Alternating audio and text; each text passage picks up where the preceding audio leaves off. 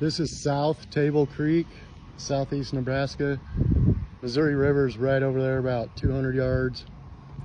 This is usually about 6 feet wide, overgrown with weeds. I've never seen it personally this high. The worst flooding down here ever was in 2019, and it was up a little higher. I might actually come fish this. I don't know. It's calm. A lot of the fish might come up off the river into here.